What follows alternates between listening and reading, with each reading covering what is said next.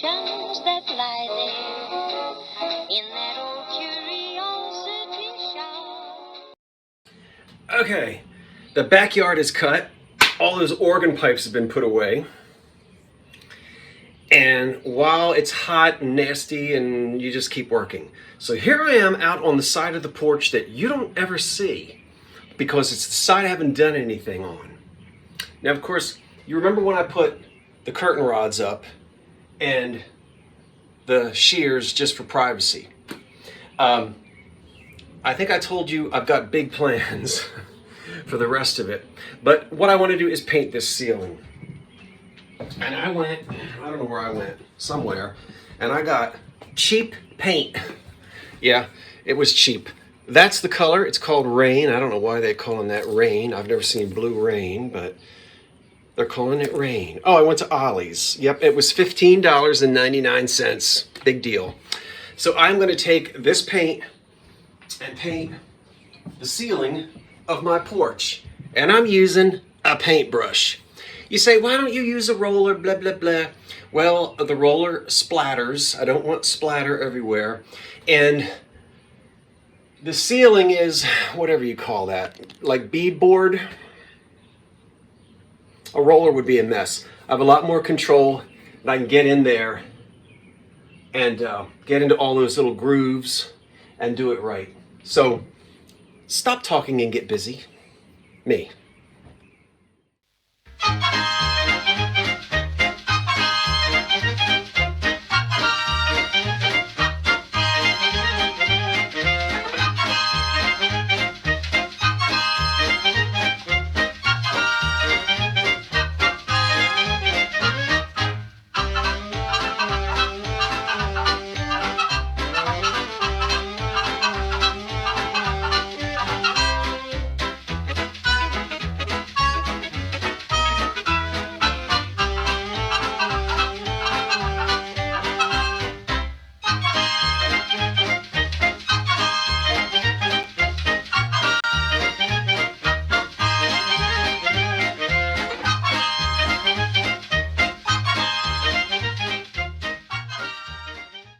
That's going to be nice. I love it.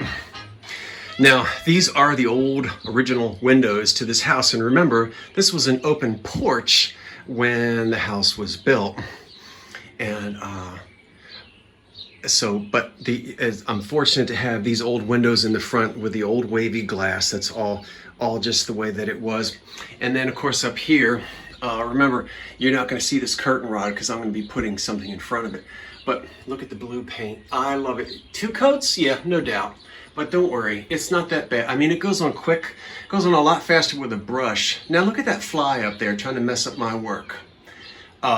Using a brush goes much faster than a roller because I can stand right here on the ladder and do the work. So let me back up here.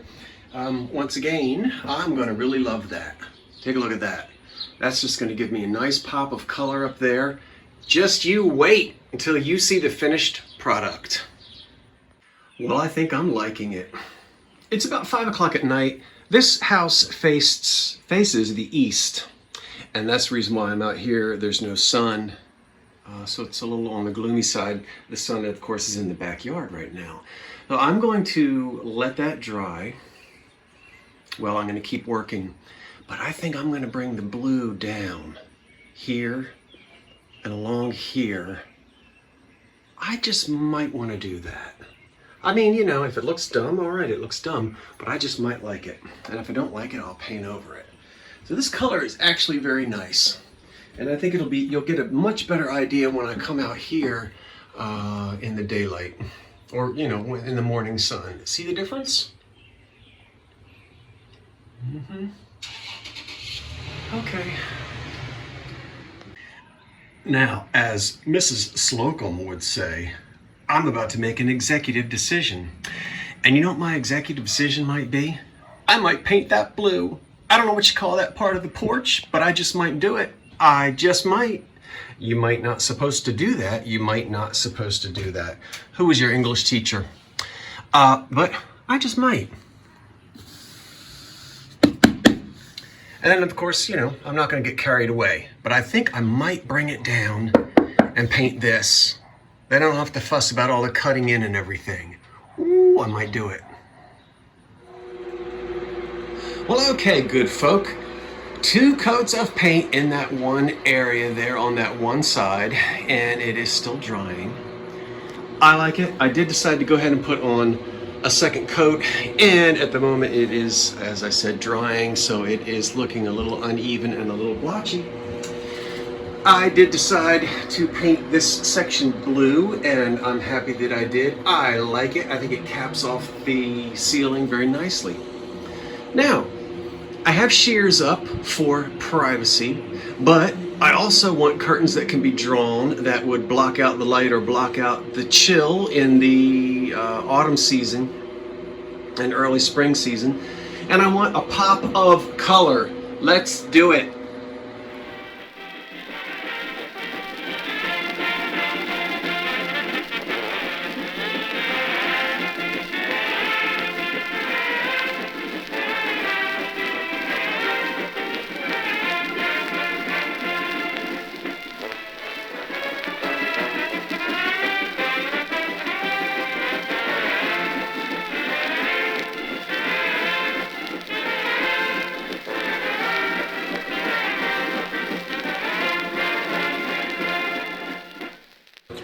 Okay, it's getting there, but we need plants. Aha! One of the things I do like to do is anticipate some of the comments. And some of the comments will be, Scott, all that modern curtain rod stuff, that doesn't look very 1920s. Ah! Remember, I'm not finished yet. When I'm going to get around to it, I don't know. But I'm going to be building out of wood a valance up there, or whatever you want to call it. And so the wood will go across the top, and it's going to cover all of that curtain rod stuff. You're not going to see those modern loop grommets, whatever they're called, in the curtains. The black rod will be completely covered. And sort of the boxed in valance is also going to give me a little bit of a shelf up there in case I want to do something up there, but who knows, I'm probably not going to do anything up there. So it'll be wooden and scalloped, and it's either going to be wooden or made out of canvas or something, but it's going to look really neat, and it's going to cover those curtain rods. The second thing is, yes, I am using new materials in some cases. Not all cases, but in some. And on these side panels and side windows, I just went ahead with new fabrics, new materials. I've got some old bark cloth and some cretons and some other types of old material that I'm going to also be using out here on the porch, but it's kind of difficult to go all antique. Okay, and then the last thing we'll talk about is color. I'm having fun out on this front porch. Primary colors, colorful outdoor porches were quite in vogue in the 20s, 30s, and 40s. I've done a lot of reading about that, and especially one of the books that was given to me as a gift by Patrick. Hello, Bunny Rabbit. You better hop to it. You sure are. Oh, he's trucking. Well, let's go get that book. So if you're not really sure about how colorful porches were back in the days, just go and look at the advertisements in the old home ladies magazines of the 1920s and 30s. Boy, there was color everywhere. One of the other references I'm using is a book that was given to me by Patrick, the trusty huckster. This is called The Home. Though it was published 2 years before this house was built, this has been invaluable. There's a huge section in here on outdoor living and porches. We'll go through that some other time. But boy, it really is vivid in its descriptions of the colors that can be used on a porch. Now, what's next? I forgot to tell you the other nice thing about these 2 red panels on either side is they're fairly thick and I can draw them all the way. That's going to be really nice in the wintertime when I take the screens out, put the storm doors back in. That'll cut down on drafts if it's really windy, and it might make it feel a little more warm and cozy in here. So I always have the option to pull those red side panels shut.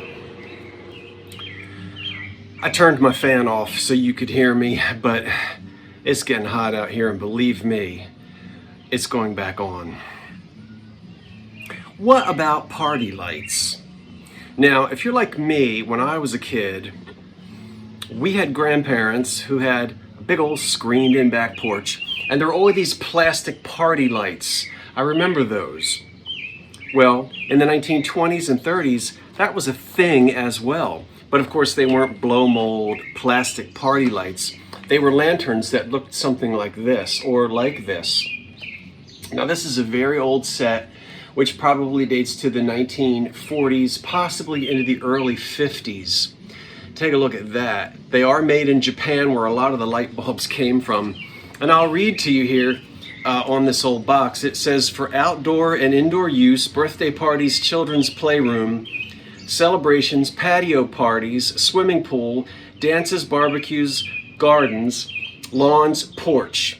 10 light complete set of lanterns. And so there is no way I would risk burning these out. They do work. I've tested every single one of these, maybe just on special occasions.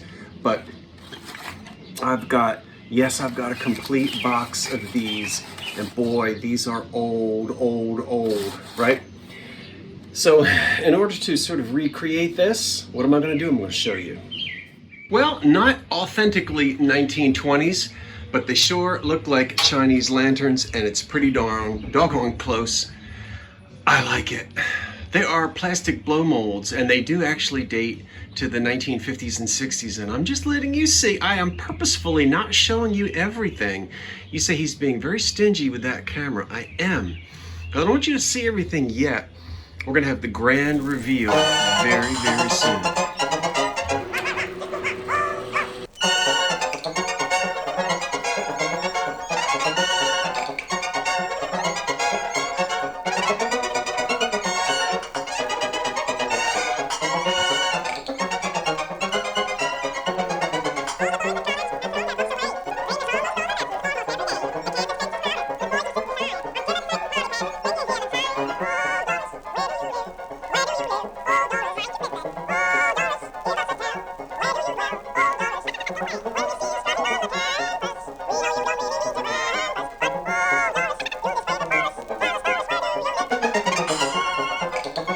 Oh boy, the ferns look great. Now, yes, I know, don't worry. I'm going to be repotting them. They're not in the pots that will be permanently in that fern stand.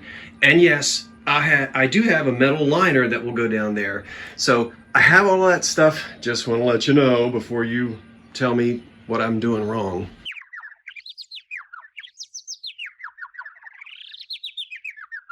These, and yes, they drop stuff on the floor, of course. Hey, it's a front porch, and I think they look great. I don't know what I'm going to put in that bird cage yet, but I'm still working. Now, what about that corner?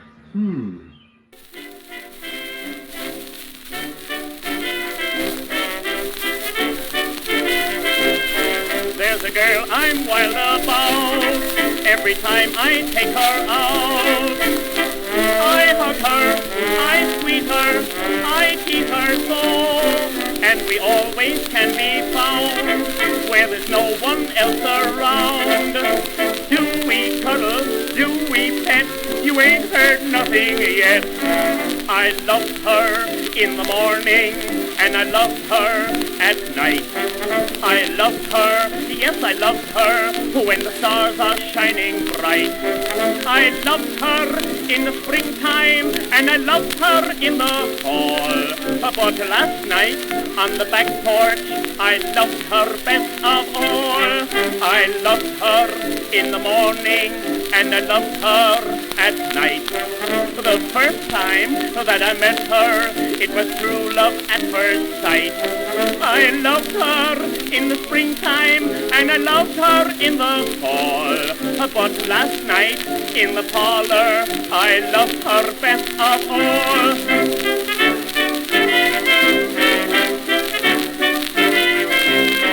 Every time that she's alone, when I call her on the phone, I hurry, I scurry, I worry so. I'm afraid that I might see someone there in place of me. If I lost her, what a blow. I love her, oh, oh, oh. I loved her on the Pensy and the old C&O. I loved her on the Central on the way to Buffalo. I loved her on the fast trains, but she likes the trains that crawl. So last night on the Erie, why I loved her best of all.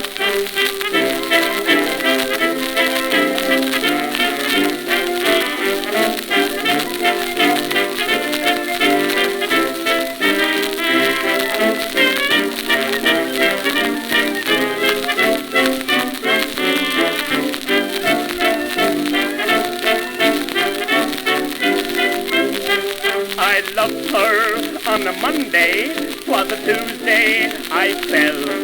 I loved her on a Wednesday, and on Thursday just as well.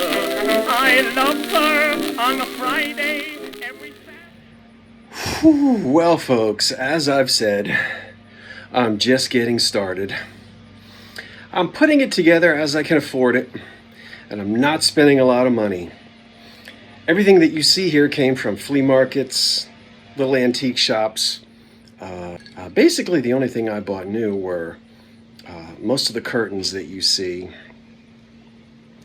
and the pillows and the cushions that I'm currently using on the chairs. But the wicker furniture is from the 30s. This fern stand back here is from the 30s. That old table came from a thrift shop up the street. That old oak table, and somebody already had painted the bottom of it green. I'm going to leave it that way. The old fan came from a thrift shop. Well, you know, that's how I do it. Now, if you like what you see so far, and I hope you do, you wait till I show you the other side. I've got furniture out here you haven't seen, decorations you haven't seen, lamps, radios, chairs. Oh, I'm going to get this place all finished up. I've got to finish the ceiling and install the electric light that hangs down from the ceiling. And by the time Labor Day rolls around, this porch will be finished. Well, thank you for watching. I hope you like what you see. I am really enjoying it, and I'm out here all the time. Now, I don't know about Friday when it's going to hit 97, but right now, in the upper 80s, a little bit of a breeze. If the bunny rabbit out there can handle it, so can I. What'd you like? You want to come sit and have an ice cold, what is this? I think it's root beer, but it's gone flat. With me? Come on over. I might even turn the electric fan on high and point it in your direction. All right, everybody, that's it. I'm Scott from the Old Curiosity Shop saying thanks for watching. Wait for the cat. And so long for now.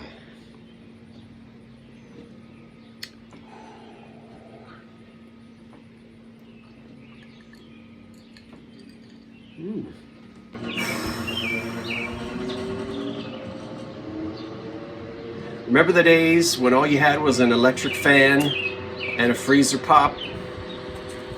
I do. Just barely, but I do. We're so spoiled these days.